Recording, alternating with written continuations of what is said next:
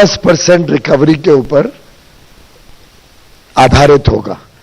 जब रिकवरी 10% से अधिक हो जाती है तो उसका प्रोपोर्शनेट 0.1% इंक्रीज के लिए, हर 0.1% इंक्रीज के लिए अधिकांश ₹2.90 प्रति क्विंटल और दिया जाता है, और न्यूनतम बेसिक जो प्राइस मिलती है उसको भी 9.5% पर रोका गया है कि 9.5% से कम अगर किसी किसान का रिकवरी होती है तो 9.5% पे ही आधारित उनको ₹275.50 प्रति क्विंटल उनको भी मिलेगा, अगर 9.5% से नीचे भी हो तो। खुशी की बात यह है कि हमारे देश के किसानों ने अब काफी रिकवरी बढ़ाने का काम देश भर में किया है। आधुनिक टेक्नोलॉजीज इस्तेमाल करना, नए प्रैक्टिसेस को और बड़े रूप में लागू करके अब हम सभी देश भर में देख रहे हैं कि रिकवरी सुधर रही है। शुगर केन के जो रिकवरी शुगर और बाकी चीजों में होती है। साथ ही साथ पिछले वर्ष एक्सपोर्ट भी रिकॉर्ड हुआ है। लगभग 70 लाख टन का एक्सपोर्ट के कॉन्ट्रैक्ट्स हो चुके हैं, जिसमें 55 लाख टन तो ऑलरेडी एक्सपोर्ट हो चुके हैं, 15 लाख टन पाइपलाइन में है। सरकार ने इसके लिए भी काफी सुविधा दी थी। जो मार्केटिंग और ट्रांसपोर्ट अलाउंस लगता है जिससे शुगर केन एक्सपोर्ट होने में सुविधा होती है, उसके माध्यम से केंद्र सरकार ने हमारे किसानों को जल्द से जल्द उनके गन्ने का भुगतान हो जाए, उसको मद्देनजर रखते हुए शुगर एक्सपोर्ट को भी प्रोत्साहन दिया। जिस तरीके से हमने एफआरपी बढ़ाया उसी तरीके से एथेनॉल की कीमत वो फॉर्मूला ड्रिवन है। जो पेट्रोलियम कंपनीज ने ट्राइपार्टाइट एग्रीमेंट किया है इथेनॉल का, वो एक फॉर्मूला ड्रिवन है। फॉर्मूला के हिसाब से वो कीमत लगातार रिवाइज होती रहती है। 116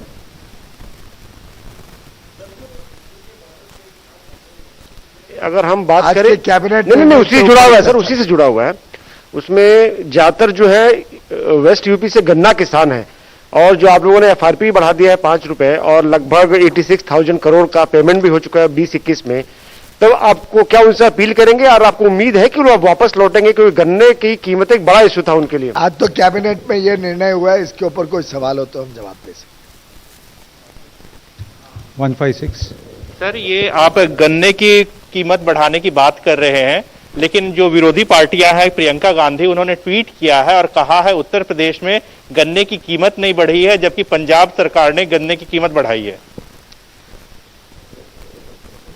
मुझे लगता है कि उत्तर प्रदेश हो या पंजाब हो, उनकी अपनी स्टेट एडमिनिस्ट्रेड प्राइस रहती है, तो वो स्टेट का विषय है। हम जो एफआरपी तय करते हैं वो एक राष्ट्रीय स्तर पे एफआरपी तय होती है।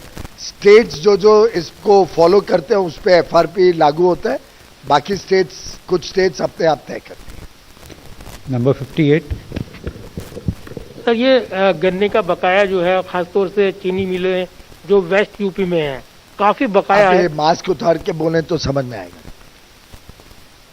सर, ये गन्ने का जो बकाया है और खासतौर से गन्ने की कीमत जो वेस्ट यूपी के किसान हैं उनको काफी दिक्कतों का सामना करना पड़ा है हाल के दिनों में, और चीनी मिलों ने उनका दाम नहीं चुकाया है, जिससे उन्हें काफी दिक्कतें आई हैं। तो ये कोई आंकड़ा है सरकार के पास कि क्या कितना चुकाया गया है गन्ना किसानों को और कितना उनका बकाया है?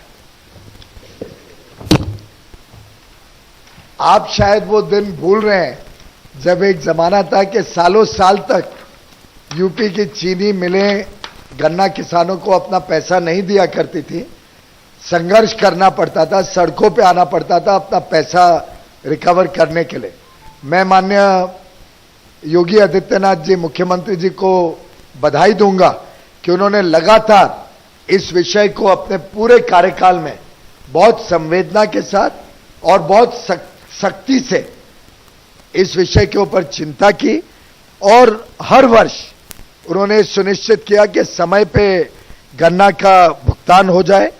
मेरे पास जो आंकड़ा है 24 अगस्त तक का, उसके हिसाब से उत्तर प्रदेश में लगभग 120 चीनी मिलें ऑपरेट करती हैं और उन्होंने कुल पिछले वर्ष 2021 में 1026 लाख टन अंदाजन केन क्रश किया था।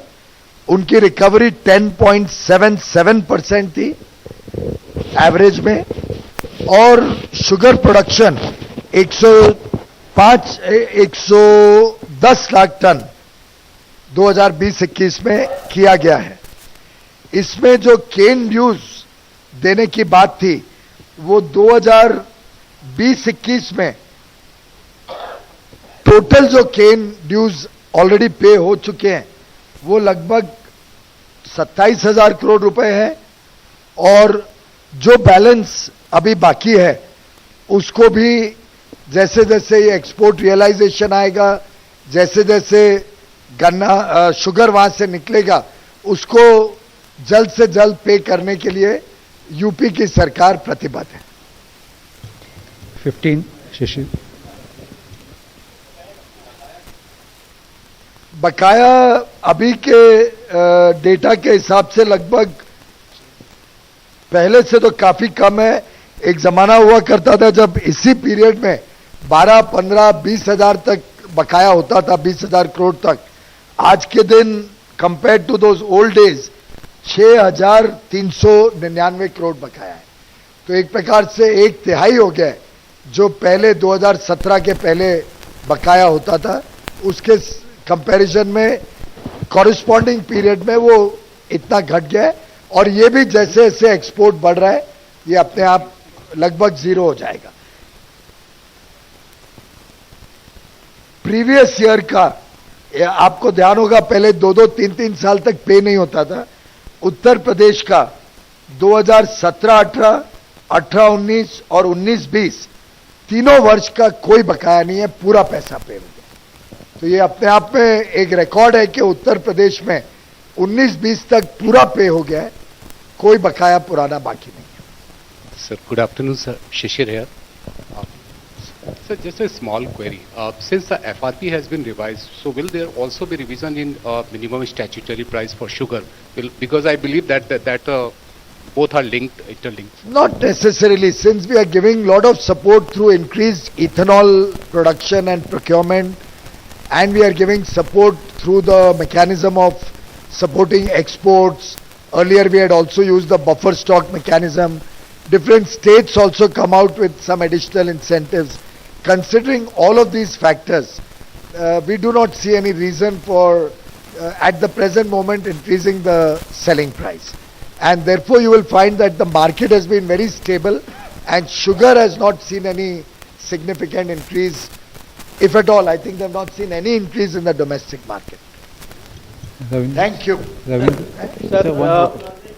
तो अभी आप पीयूष गोयल को सुन रहे थे। उन्होंने कहा कि जो गन्ना किसानों के लिए कदम उठाया गया है उससे 5 करोड़ गन्ना किसानों को फायदा होगा। साथ ही उनके पेमेंट को लेकर उन्होंने कहा कि यूपी की सरकार ने एक बेहतरीन काम अपने कार्यकाल के दौरान किया है।